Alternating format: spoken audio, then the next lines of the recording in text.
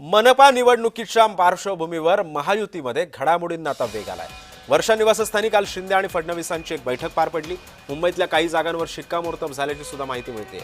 180 जागांवर एकमत झाले तर 47 जागांवर अजून सुद्धा रस्सीखेच कायम आहे असं सूत्रांकडून कळतंय।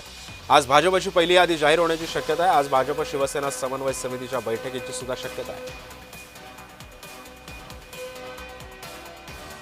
आणि या संदर्भामध्ये बोलण्यासाठी माझा सहकारी शुभम उमाळे सध्या आपल्या सोबत आहे। शुभम, 150 जागांवरती शिक्कामोर्तब झालेला आहे। त्यातल्या काही जागांवरती अजून सुद्धा संभ्रम कायम आहे, वाद कायम आहे। या कोणत्या जागांवरती वाद कायम आहे आणि नेमकी शिंदेंची भूमिका काय आणि फडणवीसांचं याला कसं उत्तर देतात येत आहे?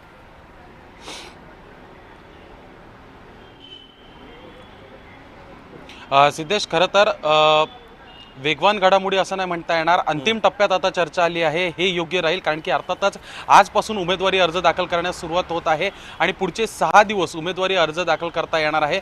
मुंबई महानगरपालिका निवडणुकीसाठीचं बिगुल जो आहे ते वाजल्यानंतर महायुती कुठेतरी ॲक्शन मोडवर आलेली आहे, पण मात्र जागांचा पेच हा कायम आहे। 227 जागांपैकी आधी 150 जागांवर एकमत झालं, 77 बाकी होत्या आणि काल रात्री एक महत्त्वपूर्ण बैठक वर्षा निवासस्थानी रात्री संपन्न झाली आहे, ज्यामध्ये शिवसेनेचे आणि भारतीय जनता पक्षाचे वरिष्ठ नेते उपस्थित होते आणि अशामध्ये 30 ते 35 जागांवर कुठेतरी निश्चिती आणि एकमत पुन्हा एकदा झालेलं आहे। त्यामुळे साधारणतः 180 जागांवर एकमत झालेलं दिसून येत आहे, पण मात्र वाद अजून 47 जागांचा आहे।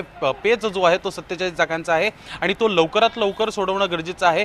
त्यामुळे कुठेतरी एकीकडे पेच असल्याचं दाखवलं जात आहे की महाविकास आघाडीची यादी येणार आणि मग कुठेतरी फेरबदल करायचे उमेदवारांमध्ये, असा काहीसा एक संभ्रम निर्माण करण्याचा प्रयत्न महायुतीकडनं सुरू आहे। कारण की चांगले उमेदवार देणं हे देखील तेवढंच महत्त्वाचं आहे, कारण की जेवढं महत्त्वाच्या निवडणुका आहेत। आपल्या विरोधामध्ये 2 आघाड्या आहेत, एक महाविकास आघाडी आणि एक ठाकरे बंधू यांची युती। त्यामुळे कुठेतरी चांगले उमेदवार देणं हा कुठेतरी एक महायुतीचा मास्टर प्लॅन किंवा मास्टर स्ट्रोक असू शकतो असं देखील समजून येत आहे। अशामध्येच एकनाथ शिंदे यांनी आज सकाळी 10 वाजता बैठक बोलवलेली आहे।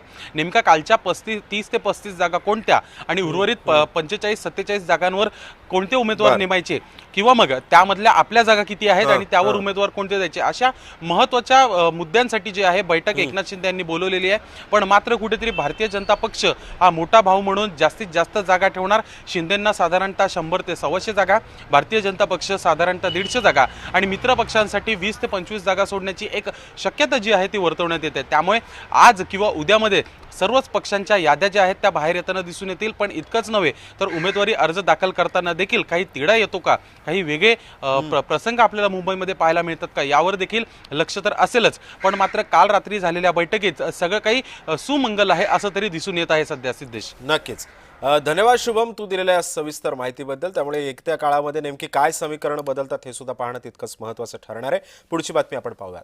महानगरांची सत्ता शर्यत आता सुरू झाली आहे। उमेदवारी अर्ज भरण्याची प्रक्रिया आजपासून सुरू झाली आहे। मुंबईतील समीकरणांबाबत उत्सुकता अजूनही कायम आहे। दुसऱ्या टप्प्यामध्ये राज्यातील 29 मनपांमध्ये आता निवडणुका पार पडतात आणि याच पार्श्वभूमीवरती नेमकी आता काय काय समीकरण आपल्या समोर येतात, कशा पद्धतीने जागा वाटपाचा फॉर्म्युला ठरतो, काय काय होतं या निवडणुकांमध्ये, हे सुद्धा आपल्याला लवकरच कळणार आहे।